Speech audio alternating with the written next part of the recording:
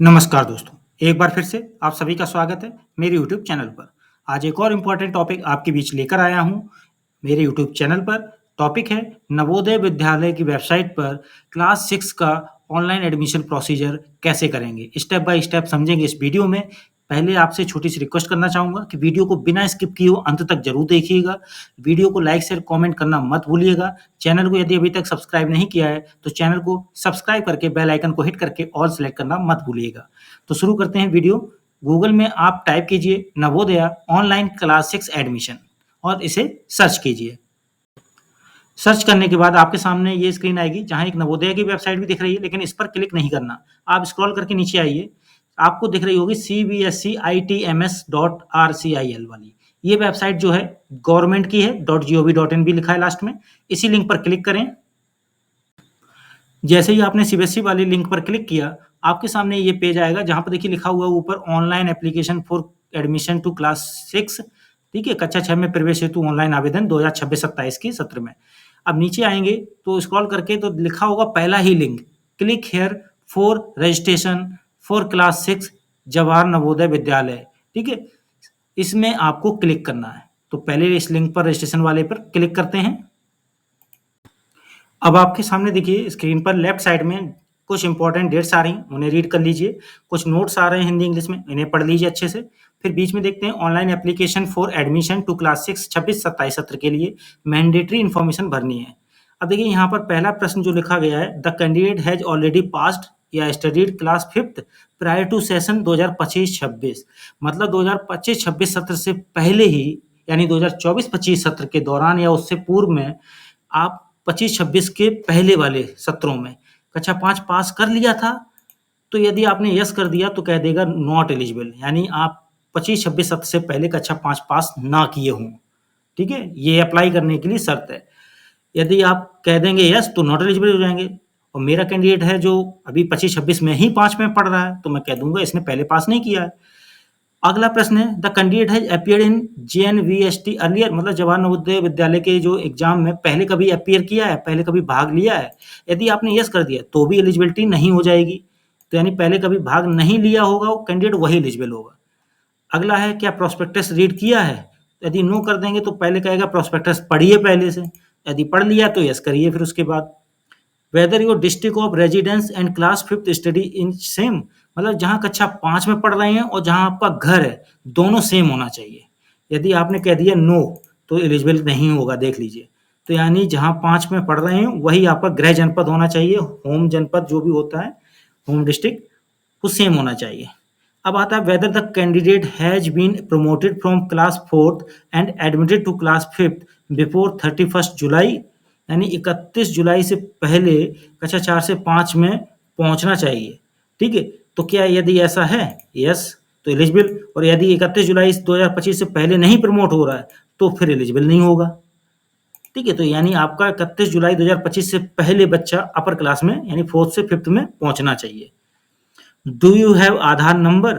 तो आप यदि आधार नंबर रखें तो यस करेंगे और उसके बाद आधार नंबर यहाँ डालना होगा। यदि आधार नंबर नहीं है, नो कह दिया, तो फिर your registration will be provisional, please upload any government approved residence certificate of parent from the district in which candidate is studying in class 5th। तो यानी फिर गार्जियन का कोई डॉक्यूमेंट अपलोड करना पड़ जाएगा, ठीक है, यहाँ पर। और यदि आधार कह देंगे तो सिंपल सी प्रॉब्लम सॉल्व हो जाएगी, आपको आधार नंबर ही बच्चे का डालना होगा। तो मैं यहाँ आधार नंबर डालकर सबमिट करता हूँ और दिखाता हूँ आगे की स्क्रीन क्या आती है। जैसे ही सबमिट करेंगे, आधार नंबर डालने के बाद आधार का ऑथेंटिकेशन पेज आएगा।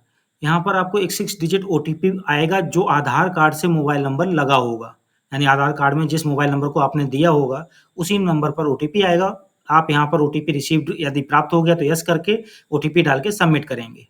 तो मैं यहाँ ओटीपी डाल के सबमिट करता हूँ, और यदि नो आया है, जैसे नो करते हैं, तो फिर आप बिना ओटीपी के भी सबमिट कर सकते हैं।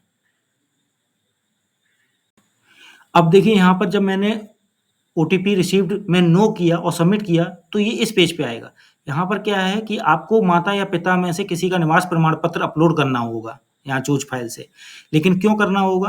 क्योंकि आपने ओटीपी रिसीव नहीं किया आधार पे, तो इसलिए मान लिया कि बच्चे का आधार काम नहीं कर रहा है, तो यहाँ किसी गार्जियन का लेके अपलोड करना होगा। और गार्जियन का निवास प्रमाण पत्र भी उसी ज़िले से हो, जिस ज़िले में कक्षा 5 में बच्चा उम्मीदवार पढ़ रहा है। तो यहाँ अपलोड करके सबमिट तब करेंगे। लेकिन मेरे पास जो बच्चा है उसके पास आधार है, तो मैं वापस उसी पे चलता हूँ, ओटीपी रिसीव्ड में यस करता हूँ, ओटीपी डाल के आगे बढ़ूँगा। तो देखिए यहाँ पर आधार ऑथेंटिकेशन वाले उसी पेज पर आ गया। अभी मैंने नो किया था, तो नो करने के बाद जब सबमिट किया तो वहाँ चले गए थे निवास प्रमाण पत्र अपलोड वाले पेज पर, जो किसी अभिभावक का करना था। लेकिन मैं बच्चे का ओटीपी रिसीव्ड हुआ है, यस करूँगा, तो ओटीपी यहाँ डालकर सबमिट करूँगा। क्या आता है अगला पेज दिखाता हूँ। सबमिट के बाद आपके सामने आएगा online application for admission to class 6 2026-27 in Jawahar Navodaya Vidyalaya. यहाँ पर आपको पहली एंट्री स्टेट की करनी है, फिर अपना डिस्ट्रिक्ट सेलेक्ट करना है, ठीक है। उसके बाद ऑटोमेटिक रेजिडेंस और ये डिस्ट्रिक्ट रेजिडेंस का दोनों सेम सिलेक्ट होंगे और होना भी ही सेम है, ठीक है, डिफरेंट नहीं हो सकता है, अदरवाइज आप एलिजिबल नहीं होंगे। इसके बाद आप ब्लॉक सेलेक्ट करेंगे जहाँ कक्षा 5 में छात्र पढ़ रहा है और स्कूल का नाम दर्ज करेंगे यहाँ पर जिस विद्यालय में कक्षा 5 में पढ़ रहा है और सत्र 2025-26 में कक्षा 5 में पढ़ता हुआ छात्र होना चाहिए। फिर नेम ऑफ द कैंडिडेट यहाँ लिखना पड़ेगा। कक्षा 5 की जो सर्टिफिकेट में आने वाला है नाम, यानी टीसी में आगे चल के आएगा या मार्कशीट में आएगा, वही करेक्ट नेम यहाँ पर लिखना है, जो आधार कार्ड से भी मैच होना चाहिए। मोबाइल नंबर दर्ज करेंगे जिस पर रिचार्ज होता हो, क्योंकि भविष्य में कॉलिंग या ओटीपी की प्रोसेस हो तो उसको सक्सेसफुली रिसीव हो सके। क्योंकि कई बार होता है गाँव में मोबाइल की सिम बदल देते हैं, रिचार्ज ना होने के कुछ समय बाद वो ऑटोमेटिक भी बंद हो जाती है, तो इस चीज़ का विशेष ध्यान रखना है। डेट ऑफ बर्थ बच्चे की यहाँ फिल करेंगे। ईमेल आईडी अगर यदि कोई है तो वो फिल कर देंगे। देखिए जिसमें स्टार लगा है वो कंपल्सरी फिल करना है ये है, और जिसमें स्टार नहीं इसको इग्नोर कर सकते हैं। फिर मदर का नाम जो आधार कार्ड में दर्ज है और जो मार्कशीट यानी सर्टिफिकेट में भी आना है, उसको भी सेम भरेंगे यहाँ पर अंग्रेजी के अक्षरों में। अभिभावक का नाम भरेंगे यानी पिता का नाम।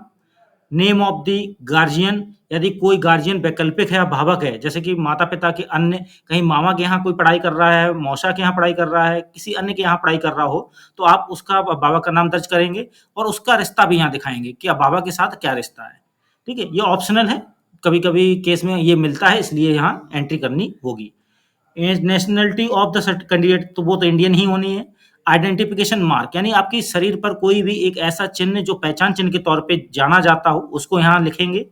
जैसे माथे पर यदि आपका तिल का निशान है, तो आप लिख सकते हैं हिंदी में माथे पर तिल का निशान। हिंदी में अंग्रेजी के अक्षरों का प्रयोग करते हुए लिख सकते हैं।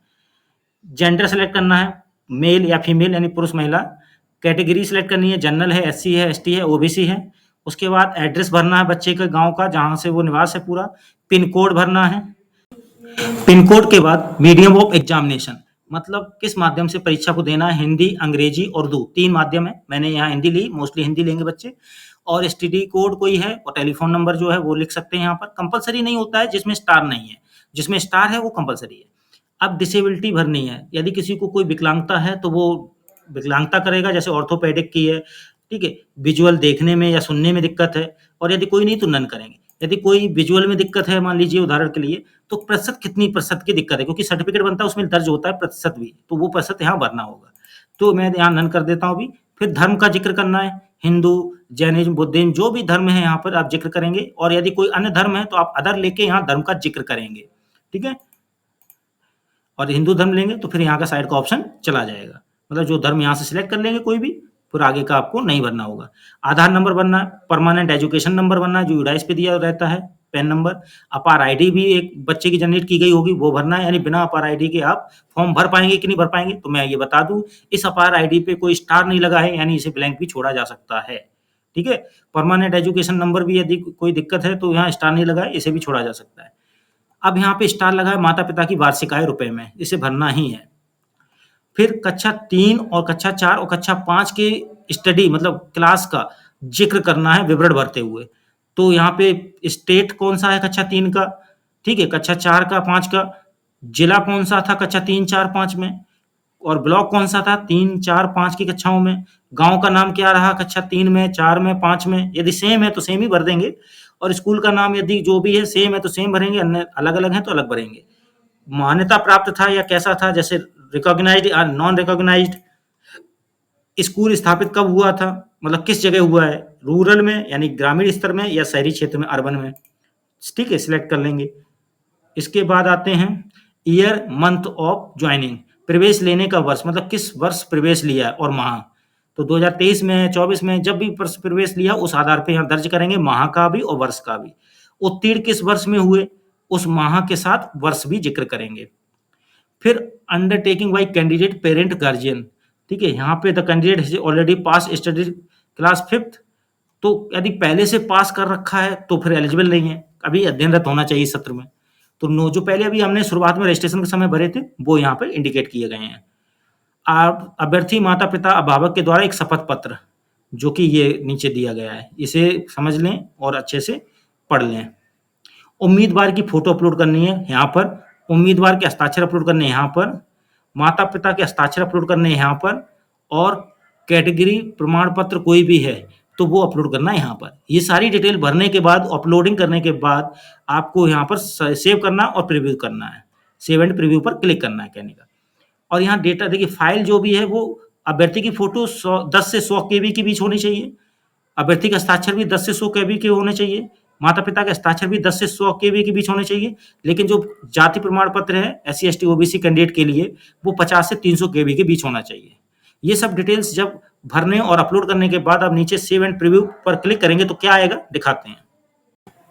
तो देखिए, सबमिट करने के बाद आपके सामने ये फाइनल सबमिट आ गया है सेव एंड प्रीव्यू करने के बाद।